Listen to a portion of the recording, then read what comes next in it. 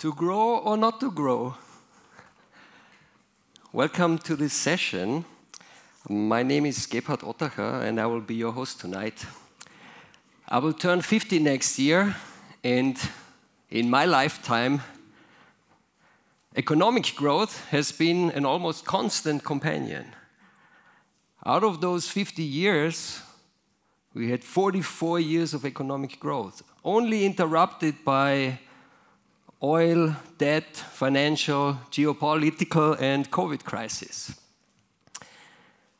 And a large part of this growth was fueled by cheap energy. And we get this cheap energy by burning fossil fuels. Can this go on? Can it go on in a green way? Or will we experience a new normal, with years of economic growth becoming the exception rather than the rule? We will hear three different visions tonight, each for 10 minutes, followed by 7 minutes of Q&A.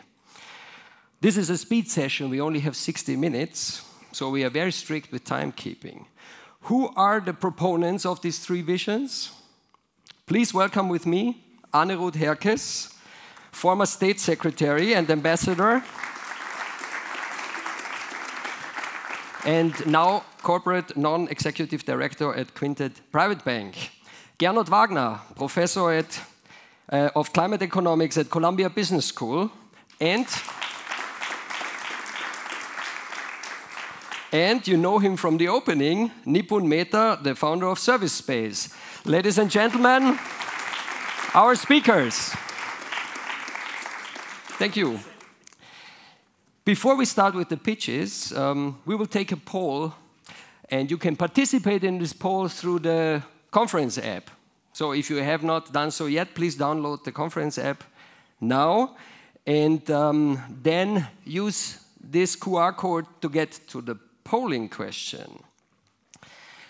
You can also use the app later to ask questions and to vote questions up. And in the QA session, I will then look at the tablet and use these questions and post them to the speakers.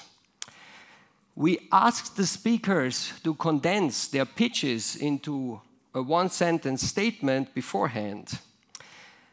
And we will now ask you to take a decision before you hear the pitch. And you put yourself into the shoes of a policymaker and you ask yourself, which of these statements, if I was a policymaker, would I put my bets on?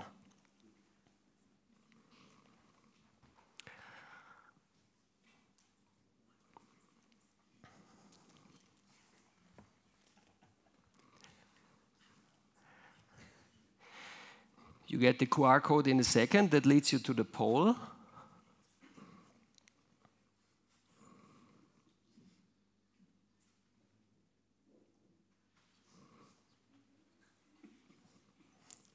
Please go ahead and take your decision. You got 90 seconds before we close, and we'll then see where we stand.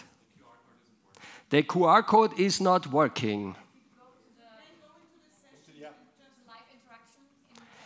You have to go to the conference app, find the session, go to live interaction, and there you should find the poll. The audience asks to see the questions again. Thank you. I can already see the bars growing, so people are voting. That's great. I understand that the polling is closed, and we have a result, 18% for, oh no, it's still moving. We leave some time.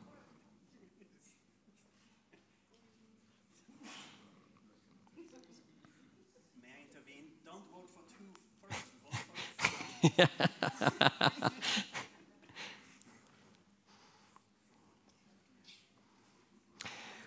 We will ask you the same question at the end of the pitches, and the winner of this pitch session will be determined by how much of the audience was moved by the pitch.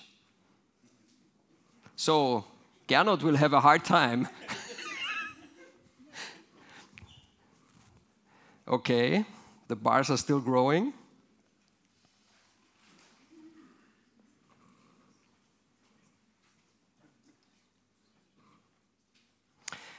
Well, we will see the end result later and compare it. 60% Gernot, 27 I saw Nippon, and I forgot, it was 17, 18.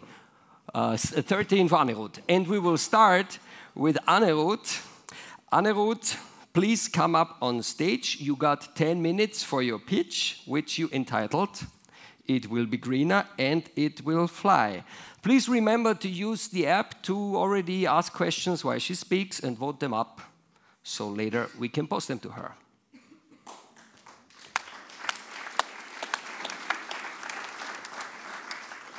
Thank you very much. I'm delighted to be here. This is my second time with EFA. It is typically an enlightening event with lots of motivated young people, and young people actually on the stage of becoming entrepreneurs and engineers or executives, so extremely important for what we try to achieve with the transition to net zero.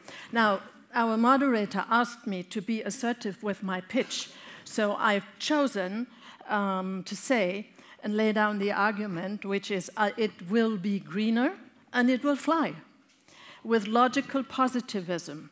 Now, the caption actually, "It will be greener and it will fly," is incidentally borrowed from the Financial Times, but I think it captures well the quintessential optimism of the entrepreneurial classes, of whom I think some of you are already members, young entrepreneurs, some in the climate tech space, an extremely important space for the future of our planet.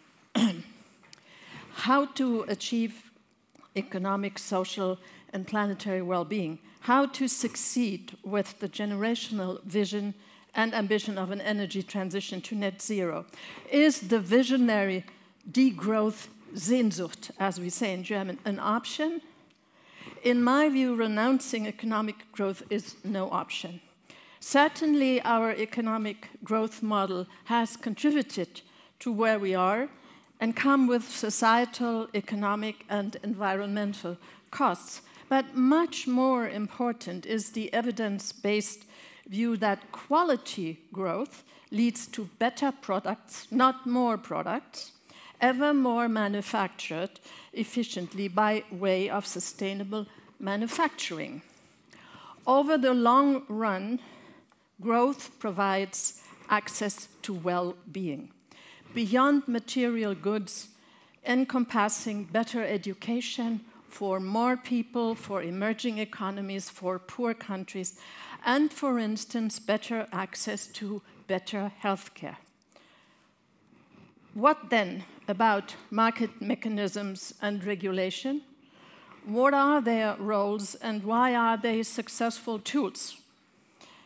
Businesses and the financial industry, when acting within their social license to operate, are key partners for the global transition to net zero. Why? It is they who provide the funding and capital for green investing. Businesses indeed have come to understand that value creation and sustainable development are complementary goals. The private sector, and it is the private sector that will need to provide the majority of the financing of the energy transition needs. So, ladies and gentlemen, market mechanism, think supply and demand dynamics, pricing, competition in the market, investment decisions, think capturing efficiencies, think reconfiguring global supply chains in line with sustainability criteria, think innovation specifically with regard to e-mobility, advanced battery production, green hydrogen, and so much more. It is thanks to these mechanisms and process tools that innovation happens, and why green innovation has begun to happen vigorously. I will say no state actor or societal movement can substitute for these industry-led solutions. Now, why regulation? Regulation, regulatory interventions, and policy agenda setting by governments or by international bodies are often unloved or actually desired upon to force the advent of deep societal change and along with it economic change. How much regulation is too much? And why can regulation make economic and societal sense? Now, the EU Green Deal to establish a net zero Europe is a heavy policy framework, burdensome and costly, in particular due to stringent due diligence rules, possibly too much political ambition and agenda setting weighing in. In my view, the US Inflation Reduction Act is possibly the smarter set of rules. Now, regulation can be smart if and when it creates a level playing field for industries. For instance, when dealing with aggressive export subsidies by China, an extremely important supplier of a number of basic materials for green energy production, and if regulation isn't too prescriptive. So, fairness, incentives, cheap and available capital, but above all, the provision of long-term predictability with regard to the regulatory framework are essential to incentivize businesses to focus relentlessly on innovation for the green transition and to vigorously reduce their carbon footprint. None of this is new. These are proven tools. Think COVID pandemic and the interplay between strongly restrictive quarantine and further prescriptive healthcare policies by governments, coupled with research and production of innovative vaccines produced by incentivized health companies under regulatory protection and with a vigorous attempt at fair pricing. You will ask, and that is part of your pessimism, obviously, why has it been so long, taken so much time for the transition to net zero to set in? Isn't this the fault of greedy businesses and incompetent government? I think not. Becoming aware of the perils of climate change has been a generational event and been foundational for some of today's leading political parties and politicians. Such societal developments, often initiated and powered by social movements of concerned citizens, take time to foster real political and economic change. It seems to me it is next to impossible to accelerate these changes beyond what we have seen. One example, the negative fate of the heat pump, largely rejected by Germany's population, is a case in point. Humankind does not like change imposed by those higher up. Secondly, it took time to arrive at a science-based approach to the vast and dispersed field of sustainability. This, however, is now agreed, at least in Europe, among the private sector and the body politic. I believe the difficult period we had around greenwashing and the discussion thereupon that took place was helpful here. Businesses and the financial industry insisted on science-based rules for sustainability criteria, and they are right, in my view. Thirdly, the emissions trading scheme seemed to be the panacea for a long, long period. Fourthly, new technologies take time to mature and to go to market. The e-mobility and the slower than expected take-up by consumers is an example thereof. So-called externalities, such as disruptive events, be they the recent COVID pandemic, we already talked about it, or geostrategic crisis, such as Russia's invasion of Ukraine, divert focus away from single projects, as planetarily important as they may be or are. The developed world and an important number of emerging economies, think the G20, for instance, are invested in the green transition. In concluding, the existing regulatory frameworks, as long as they remain predictable, linked with cheap capital, to foster innovation and a growing field of more environmentally responsible investors, should provide comfort that the energy crisis is solvable. Thank you.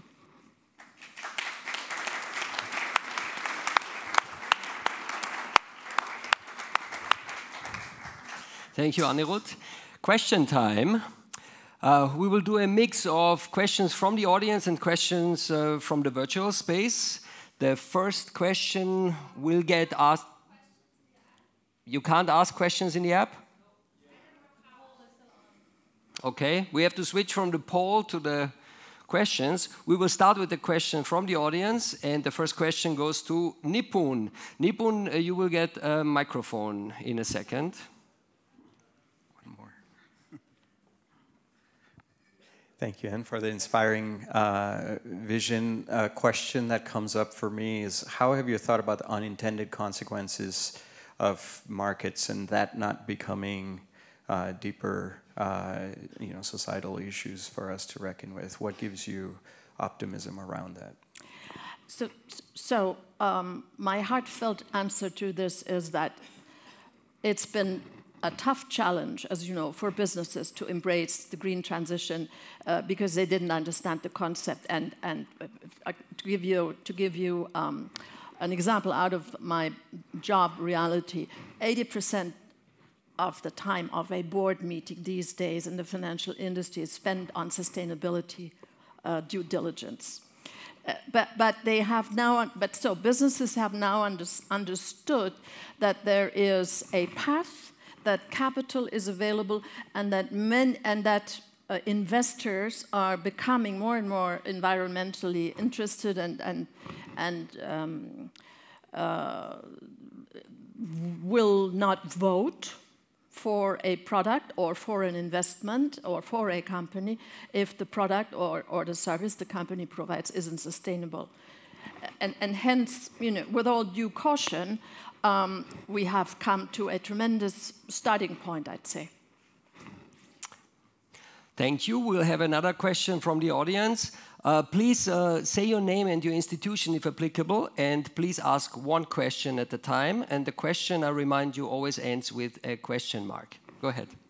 Hi, thank you very much. My name is Alil Park-Sullivan. I felt that when you made your argument, you kind of assumed to a very great extent that investment in the green transition is going to be profitable, and that those things are going to be compatible. So, in light of that, what would you make of the recent green lash and the huge amount, the billions that have been pulled by, for example, BlackRock out of ESG investment? What is really incentivizing private capital to invest in renewable energy, since renewable energy, once it's created, is not as profitable as fossil fuels? I'm not sure that is longer the case. Obviously the energy business is accustomed and used to peak oil and the swing in oil prices and gas prices. But look at the gas and price crisis that emanated from Russia's invasion in Ukraine. You can make sustainable and green energy products profitable by providing cheap investment, by having efficient materials, and making sure the consumers, the public, society is interested in buying these and rejects traditional. See, it's not very different from if you were to ask me, what about if society doesn't take up IT products, the next IT revolution, the next IT thing, the next way to work, and says no, stop? If business, innovation, entrepreneurs would still continue. There is a question from Adam Lessing, and it reads, climate change is a tragedy of the horizon. This leads to a market failure since the discounted future risk cannot be priced correctly. Would you agree? I'm not an economist, so I will struggle with the terminology here. I just say that we, humankind, are not, human societies, we're not alone in fighting climate change. I think the planet has its own ways to adapt, much too slowly, but it does. The economic models of production, of profit, of distribution will simply adapt. We adapted after catastrophic wars. We adapted after catastrophic pandemics. I'm not so pessimistic. Okay. We have time for one last question from the audience. The lady there in the back. Yeah, thank you. Natalie Spittler from University of Natural Resources and Life Sciences in Vienna. I work with the Earthfall Initiative, and we have found that the progress we make on climate change is basically a function on the progress we make on tackling inequality. And I'm wondering if we don't tackle inequality, if we will actually achieve the climate targets and how markets are gonna interact in this and intervene in this. Can I ask back, what do you refer to when you mention inequality? So one of the issues we've developed scenarios and modeled them, and one of the issues we found is that if the rich become even richer and the poor become even poorer and wealth is unequally distributed, social tension rise, which makes action towards climate change even harder. There might be a connection. I don't see it so much. I think the world just loves tech billionaires too much, and maybe we should ask tech billionaires and the media, actually, and we should ask tech billionaires to invest more in green products, in green services, in green artificial intelligence pathways, etc. But I'd say for much too long, executives, smart society didn't really believe in climate change and the perils of climate change because it was so difficult to understand it, and the science wasn't very proven. We are in a much better place now. I think we have a science-based view of what it is, and we can act upon this now. Inequality. If you take money away from 5 tech billionaires and put it where? Will North Korea be better off? Will a poor place, maybe Sub-Sahara, be better off? It's much more complex. Mm-hmm. Thank you very much, Anne-Ruth.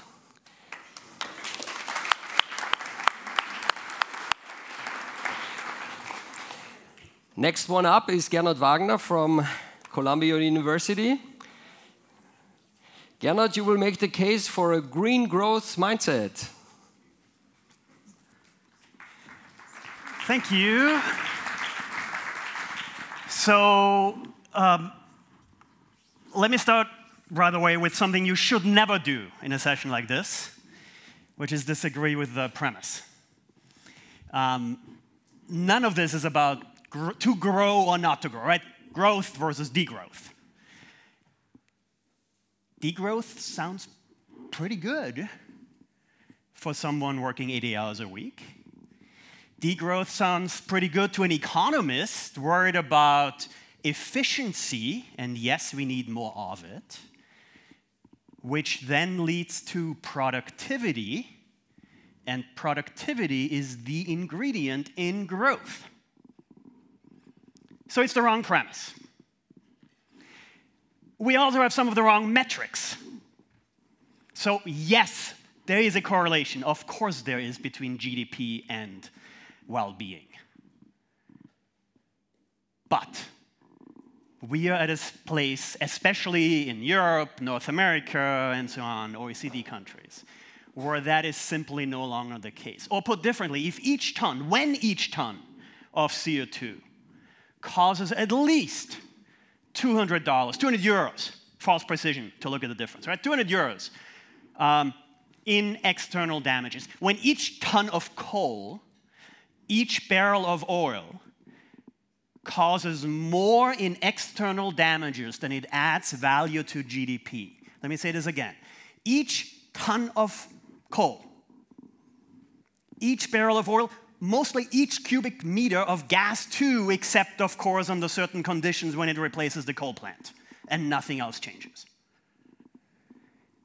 When that causes more in economic harm than value add to GDP, GDP is a horrible, horrible metric. So yes, degrowth all the way for fossil fuels, of course.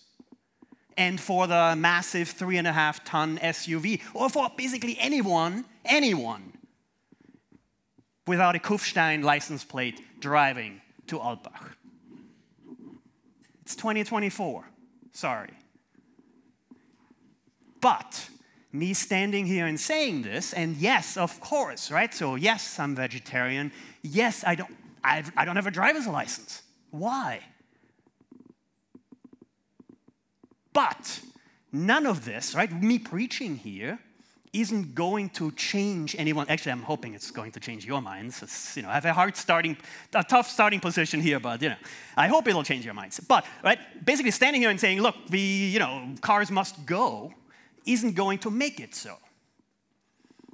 Okay, so what is it about? Well, actually, what it's about is, frankly, and it's a really tough thing to do in this continent because, right, this is the degrowth continent, but it's this optimism, right? It's the sort of thing we just heard, right? Inflation Reduction Act, $369 billion of federal money as estimated 2 years ago by the Congressional Budget Office. By now, Goldman Sachs is saying it's 1.2 billion. Sorry, trillion dollars in federal money, freeing something like $3 trillion in overall investments, $10 trillion over the next 30 years to 2050. Just this one law alone. Yeah, there's two is regulation, sure. It's about driving change through growth in a way that, frankly, okay, I'm somewhat biased here with this particular passport, but yeah, that has never happened anywhere. It is the most ambitious climate law anywhere, and it's all about green growth. It's all about additional spending in efficiency measures, sure. Decarbonizing 200-year-old apartment buildings, this happens to be mine. And yes, that costs money. So this might be one of the more dramatic examples of this. Not to boast, you can look this up, but we spent $100,000 to turn this 70 square meter unit in Lower Manhattan into German passive house standard, zero carbon, cut the gas line, insulate, heat pump, induction stove, and so on. That costs money. Guess what? US GDP went up. Austrian GDP went up. German GDP went up. The Liebherr fridge came from Austria, and some of the other stuff came from Germany. Because we spent the $100,000 to turn this 200-year-old building into a zero carbon. Zero carbon in the sense that, yes, we are getting electricity, of course, and we are paying extra month after month to get that carbon-free too now. That's volunteerism. But even that is green growth. Okay, big story. Yeah, there is a whole bunch of different technologies that we need to push into the system. In part thanks to the Inflation Reduction Act. Many of these are becoming cheaper very, very quickly. In part thanks to massive investments in China. Solar PV is the cheapest source of electricity in history. If I were presenting this in the US now, if I were speaking in the US, I would say, brush up on your German, start writing thank you notes to German households, subsidizing demand, and brush up on your Chinese, writing thank you notes to Chinese households, subsidizing the supply. What is that? That's growth. It's a growth mindset, at least. There are efficiency measures, too. And again, they, too, lead to productivity growth, as measured by this highly, highly imperfect metric we call GDP. Here's the European story, or a version, a snapshot of the European story. Who's heard of H2 Green Steel? Startup, literally a startup in the steel space. Right? I love, Swedish startup, Candy Crush, amazing, fun. Spotify, equally amazing. New York Times put Sweden on its cover, front page as an example, or might this country, you need to read the first paragraph to understand it's Sweden, might this country teach Europe how to grow again? Yes, it might, but not because of Spotify, or some AI startup, or Candy Crush. It's this stuff.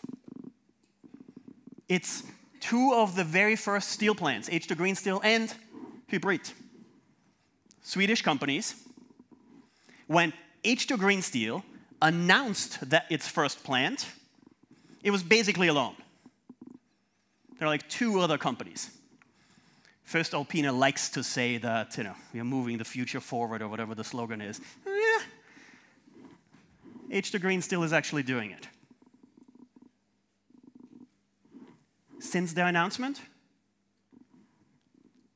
1.5 years, 2 years ago by now, early 2022, 40 million additional tons of green steel, green hydrogen, directly reduced iron, so for all those in the steel industry, yes, there's a complex process here that requires higher grades input and so on and so forth. A lot of things have to fall into place.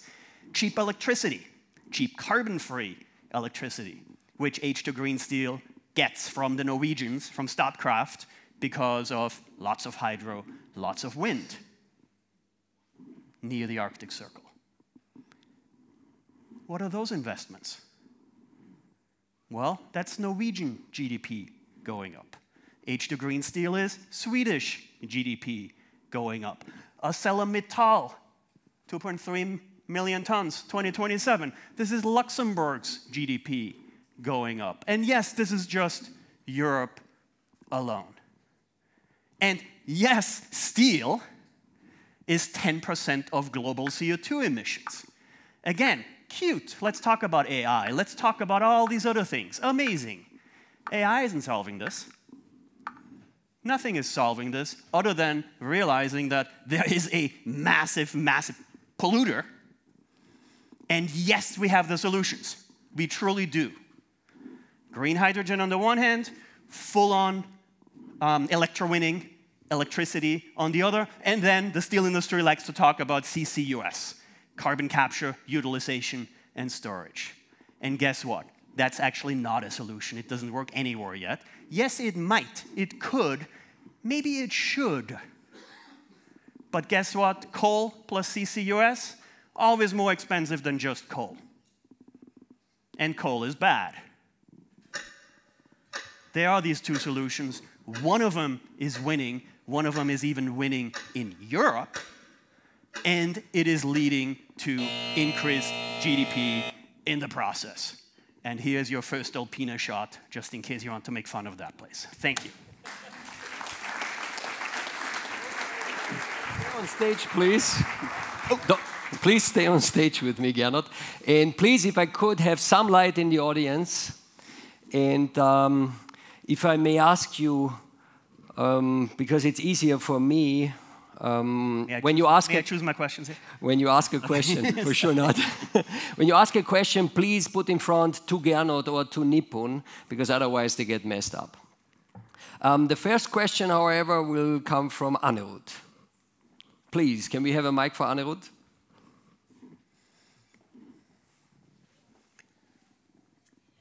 Gernot, thank you. Thank you. I'm so happy we agree. But look, more seriously, the growth mind in your growth mindset, and you talked about the energy industry. Where is modern nuclear energy? Well, in this country, nowhere. Which meant we had Dünrohr for 30 years, which meant a few hundred Viennese died because we didn't have a nuclear plant, right? Because of fine particulate matter pollution. So yes, it would have been a good idea. We didn't do it. Where is nuclear power now, globally? Well, the Chinese, for example, are built last year more rooftop solar alone than the rest of the world deployed all solar together. Rooftop solar, not the most efficient thing to do. And yes, it's also building 30, 35 or so reactors as we speak, a couple dozen more in the pipeline. From a climate perspective, nuclear is low carbon. Are there other questions, other problems? Is this the sort of technology where when I write a 2,000-word essay, I get a lovely invite by some Austrian politicians because, look, you are Austrian after all. Are you sure you want to give up the citizenship? Not quite. But yes, it's low carbon. Not a solution for this country. Again, 60% hydro. The rest of the world, many other places, yes, of course. Gernot, I have a question from Jürgen Stolzlechner, who asks, how can we have regulatory predictability when corporate interests counteracted this? Merchants of doubt have been at it forever. Does anyone know this book, Merchants of Doubt? Started with cigarettes. It didn't start with cigarettes, turns out. So yes, of course. Okay, actually, here's my own experience. I spent about a decade, almost 8.5 years, as an economist at Environmental Defense Fund. Lobby group, pro-environmental regulation, carbon markets, and so on. During the Obama-era climate policy push, 2008, 2009, we were outspent by fossil fuel interests to the tune of 10-1. And when I say we, it's the overall environmental lobby. And the 10-1 wasn't because there was an upper limit on the dirty side, but because that's all it took, apparently, to kill the thing.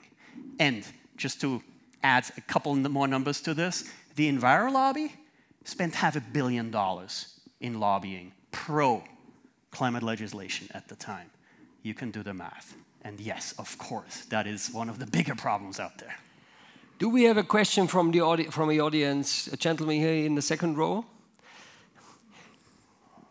Not the usual suspect. I will ask you if there are no other questions, okay? Please go ahead and say your name and your institution. Yeah, I'm Marcus Fischer. I work in renewable energy policy. My question is, and thanks a lot, Gernot, for the fantastic presentation. My question is, if we look at the GDP formula, consumption plus investment plus government spending, and then exports and imports, do you think there is some of the CIG that we might need to reduce, degrow, and some that we would need to grow, like the consumption of, perhaps in particular, and then maybe the investments and the governance spending is something we would need more of, or? Yes and yes. There's literally a Range Rover outside with a Hamburg license plate. So there's someone here, maybe not in this room, who drove from Hamburg with a Range Rover to Altbach. Sorry. That's what, 60,000, 80,000 euros right there? That, yes, sorry. Should have been, erased a long time ago. So, of course, right? But, if I may take 30 seconds. So, okay. Again, we blew $100,000 on decarbonization. So, was that bad? I mean, it allows me to boast about how much we spent to decarbonize. So, okay. And by the way, okay, how are you as efficient as, okay, well, yeah, sometimes the train ticket costs more than filling up the Range Rover would have. Why? Because we don't price the negative externality as we should. That's one of the problems, of course. And frankly, the second problem is that trains should be much more subsidized, pushed. why? There are 2 buses going into this valley within 4 minutes of each other, every hour. Sorry, any organizers here? You've got to, 1 electric bus. Actually, how about this? The electric buses every 10 minutes. Every 10 minutes. You don't have to think about this. You show up, next bus goes. Buglerhof. There's a bus waiting there to be filled to start going in whichever direction. Well, out the valley. It's just one freaking road. Right? Professor Wagner, let's allow Thank for you. one more Sorry. question. The young gentleman here has his hand up for a long time. Quick, we have 1 minute. Go ahead. He needs a mic. And quick answer, please. I see the counter. Quick question. I have 44 seconds here. Thank you very much. Do you believe that our current civilization can run entirely on renewable energy? Yes. Because many leading energy experts would disagree, and historically, the discovery of a new energy source doesn't it only adds to the previous one. It doesn't replace it. Yeah, thank you. So yes, it could. Would it be cheaper with nuclear, spaceload power in some countries, certain? Yes, but 17 seconds. California, April 2021. Peak demand, 7 p.m. when everyone goes home, turns on the air conditioner and so on. Gas was the biggest source of power because the sun went down and wind wasn't blowing yet. April 24, 3 years later, batteries account for 50%. 50. Sorry, spitting on you, Anita, sorry. 50, still. 50% of that peak demand. 3 years. Okay, I'm not sure that just counts as renewables because we need batteries, but would renewables, solar PV, cheapest source of electricity in history, plus batteries do it? Yes, absolutely. Thank you.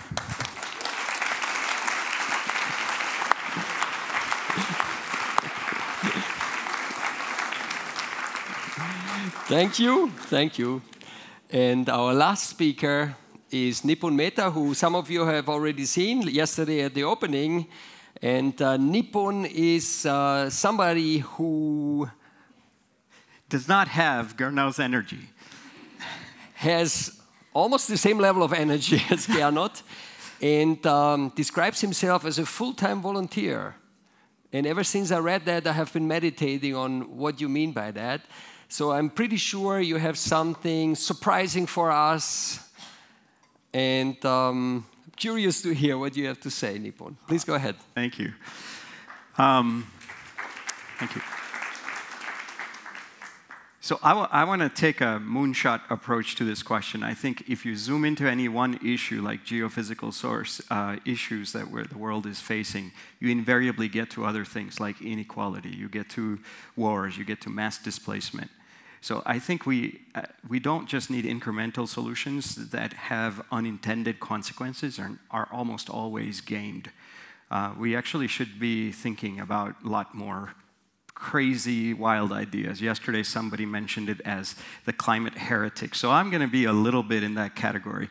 I saw this photo, or not this photo, actually, this idea. There's something remarkable happened. It gave me goosebumps. This is an AI-generated photo, but human beings, for the first time, had a 20-minute conversation with a whale.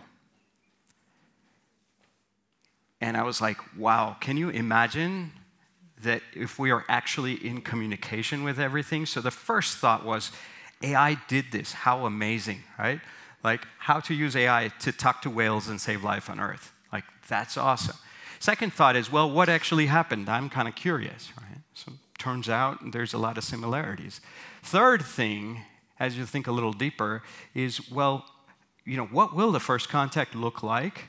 But the subline, if we can learn to speak their language, what should we say? Is it going to be just another extraction ploy? Let's create another farm factory, right?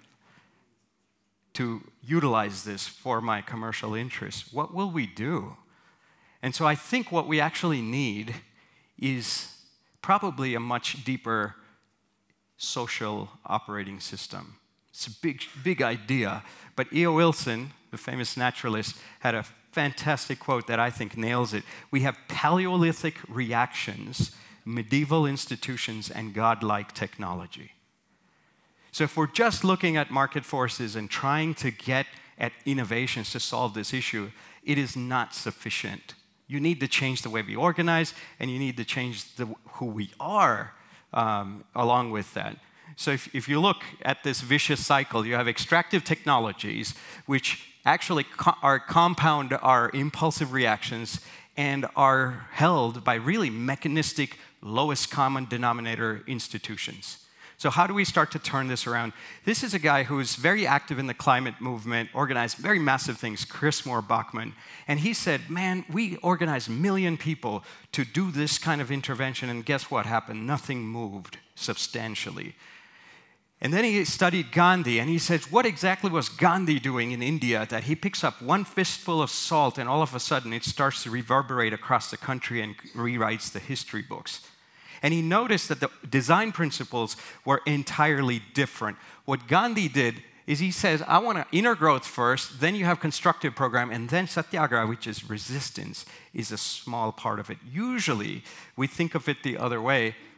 Here's that quote I mentioned earlier, that men want systems to be so good that they don't have to be, right? Please solve the problems of the world for me, because I don't really want to change. What Chris Moore-Bachmann noted was that our typical process is we want political change, that we want constructive solutions after that, and then we finally think, well, maybe you have some personal transformation. What Gandhi did is he flipped this around, right? He says, I lead with inner transformation. That leads to constructive solutions, which then brings about systemic political change. So I think what that does is it shifts this from extractive to wiser tech, from impulsive reactions to this deep inner growth, and from that inner growth to collective social emergence. That if I'm transactional with you and you're transactional with we, there's a really low ceiling of what's possible in that connection. But if we are in a much deeper space, a lot more can happen.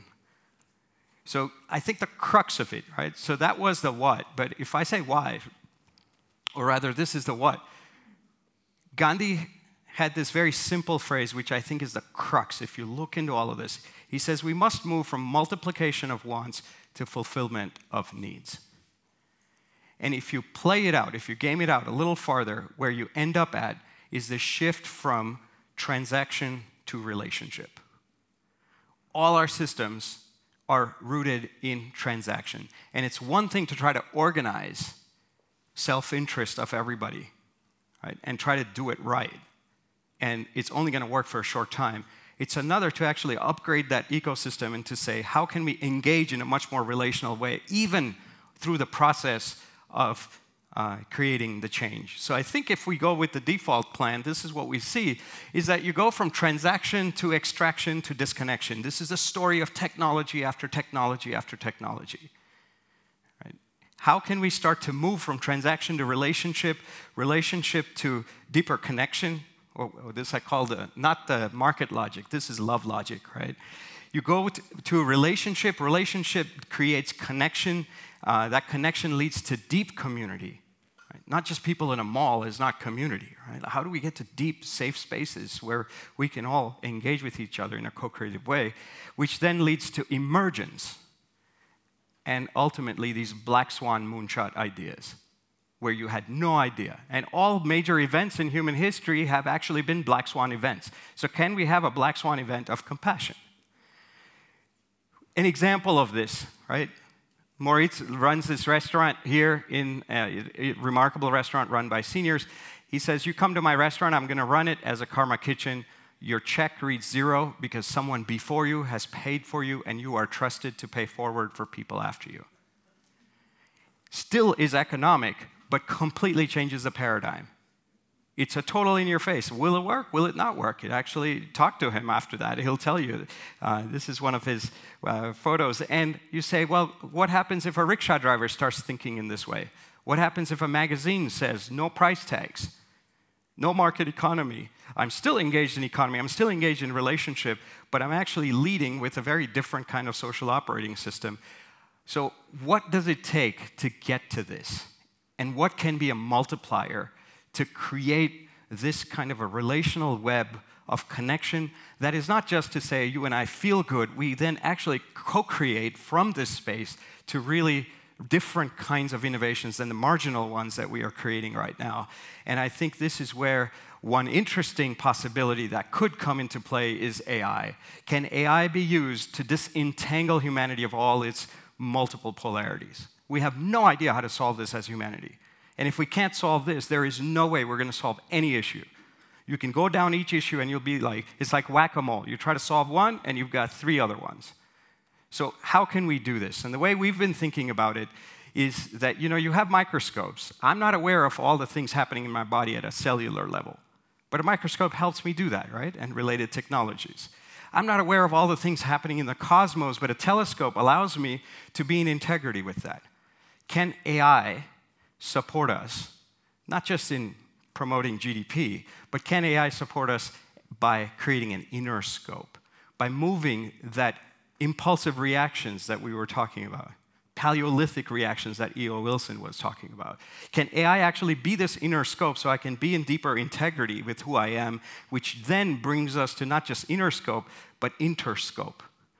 That without you, there is no me, that we are deeply interconnected. Clearly, we're not able to get there. But can we get there? Can AI be a toolkit to go in this direction?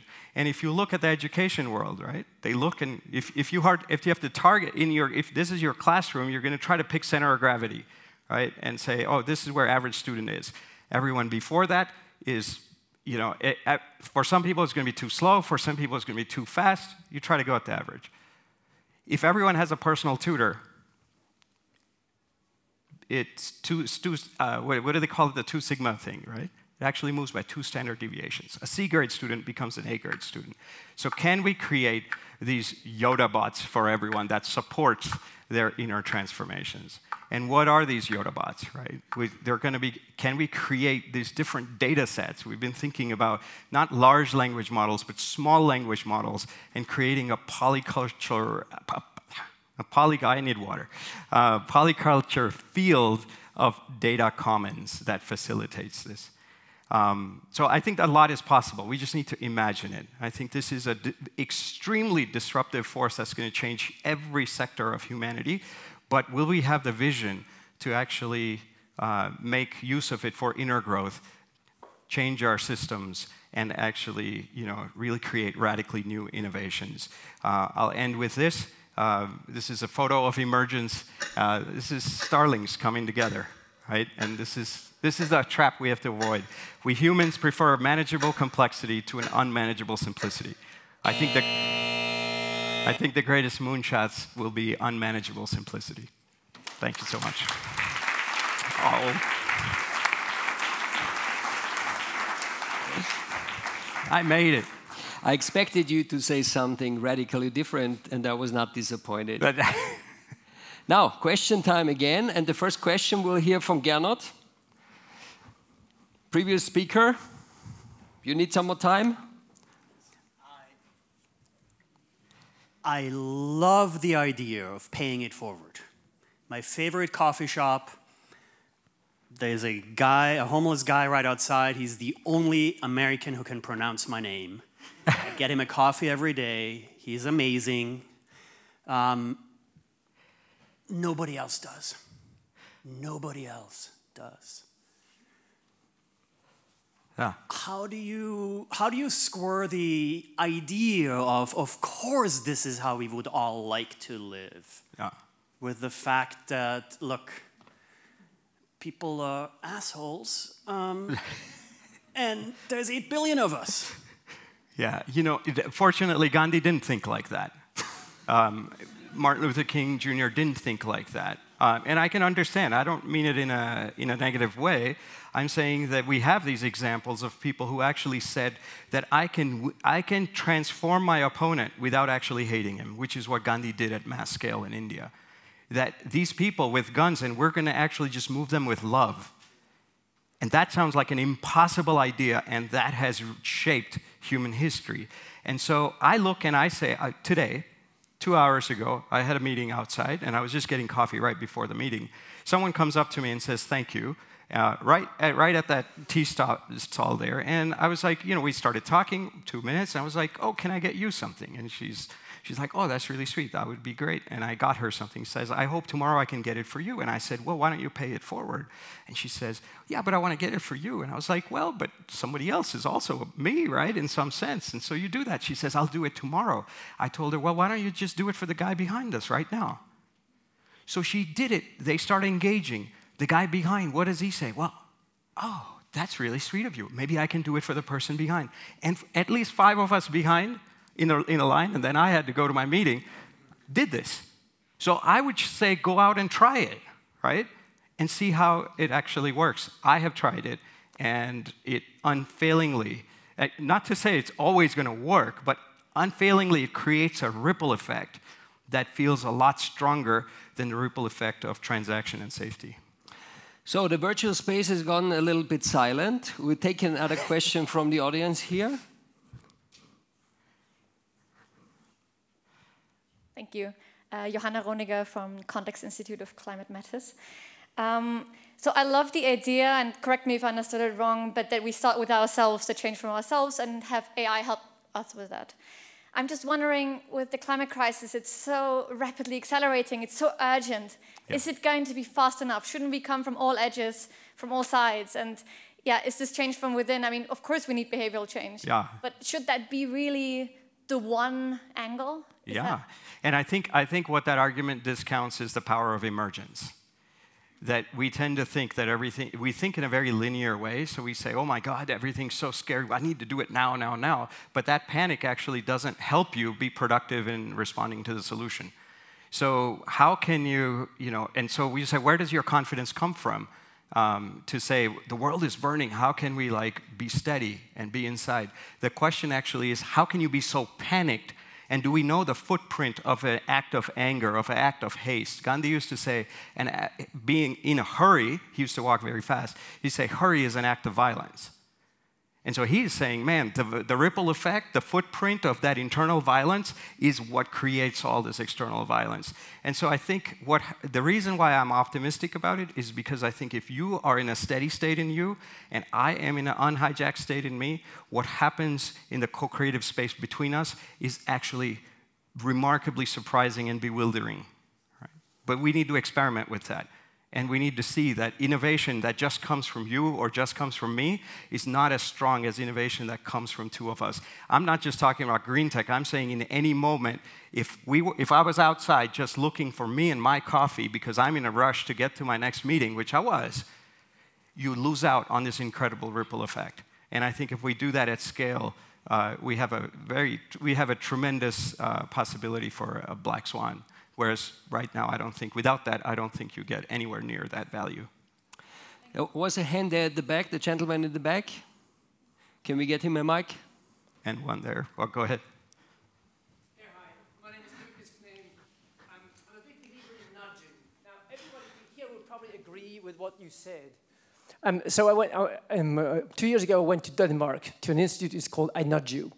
And they were basically measuring, at the height of the corona crisis, how many people would go into the biggest hospital in Denmark, in Copenhagen, and how many of them would hand sanitize? Were 2%.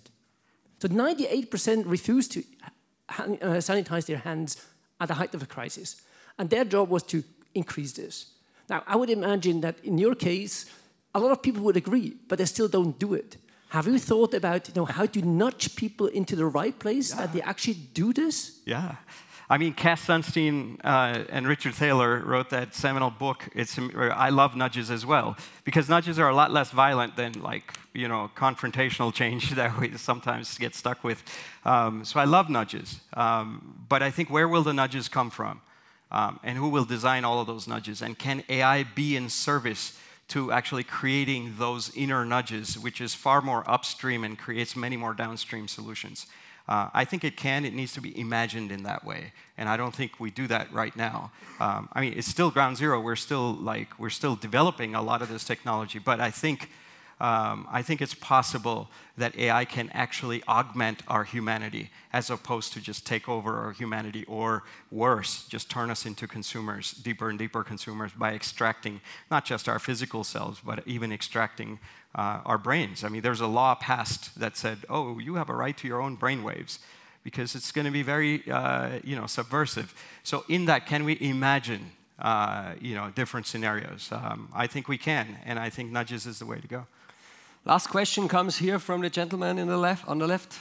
So hello, so I'm Pierre, so I work in a French bank. The problem I have mostly had with your speech is it seems very individualistic, and it seems coming a lot of we have to be each individually influenced and everything, when generally the climate crisis and other problems are much more systemic, and I'm scared that with this approach, it might be really hard to actually have like systemic change and this thing, oh, we are each individually responsible for what we do. And also even the reliance on AI, I don't necessarily think it's a solution on the long term, because the climate crisis and all the problems accompanying it are actually more political and societal problems that actually have to be answered more at the political level and societal level. And I don't necessarily want the AI to answer those questions for humans. And I think it's humans to answer those questions, and I don't want to rely on AI because, of course, it goes a lot with emotions and things like that. So yeah, I'm just a bit scared of the sort of individualistic approach when we have to have maybe a more collective approach. If you thought what I was proposing was individualism, I did a terrible job presenting because I was saying the exact opposite in the sense of the murmuration is an individual. Each starling in a murmuration knows knows only of the 7 around them, but they're able to come together in these incredible murmurations that create remarkable shapes, right? And are actually not just shapes, they respond to the need of the hour, to the collective need of the hour. And so how are they able to be like that? And it's all over nature. You see this everywhere. You see this with fireflies. You see this with bees. You see this everywhere. And I don't think human beings have quite caught on to an operating system where they can cooperate in that way. So I very much would agree with you that we shouldn't, if this helps us return to individualism, I don't think that's quite the vision that I'm sharing. I think if we can go from me to we to a deeper field of us, that is the field from which deep moonshots will arise. And I think without that, we're going to be stuck with market solutions, which I'm not so sure are getting us too far. So thank you for your attention. Thank you, Nipun. Please stay with me. Okay. Please stay with me on stage. Anne-Ruth Gernot, please come and join us on stage. And we are now coming to the end of the session, where I promised we ask you the same question again. The policy question, it should now be again live on the app. Please, now that you heard the 3 pitches, answer again the question. If you were a policymaker, which of these 3 visions would you put your bets on? And please do it as quickly as possible. And then I will run the maths and we will see who won this session. Vote for them. We should. I've never done something like this.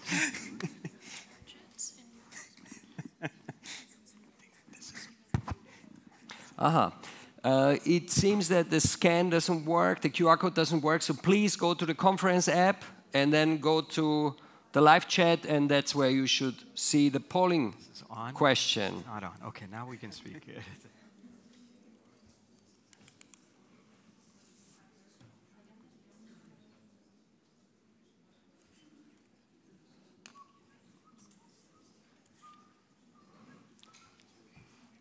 You will help me with the maths, yes? Okay, results are coming in.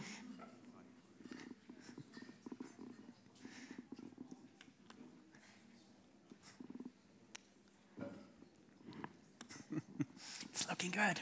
It's looking good. Voting. Absolute. This is exciting.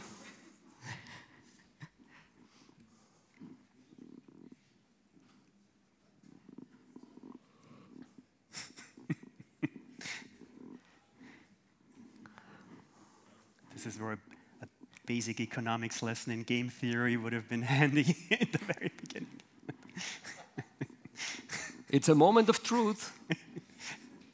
How about this? Here we go. I have a prop. Look at this. The individual type stuff, right? That makes a difference? No? Still no? Nobody changes their vote? And I would recommend to the organizers to dream up a more. Some time left, or is it close? Collaborate. No. Where you done? It's still moving, I think. It's hard to estimate what 90 seconds feels like. Actually, it was 2 minutes ago. It hasn't moved in 2 minutes. Hasn't moved in 2 minutes.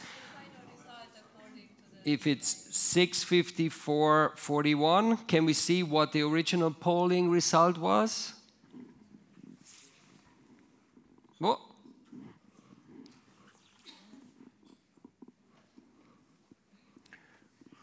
Drum rolls.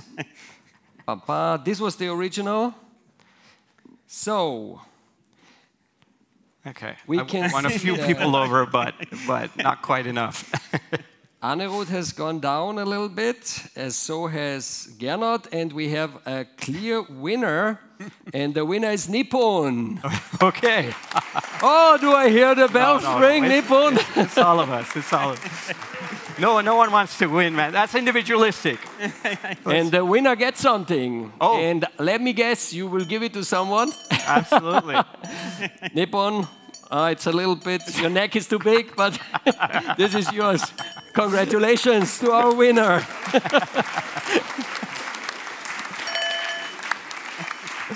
That's awesome. Thank you. What's left to say is thank you all for joining the session tonight.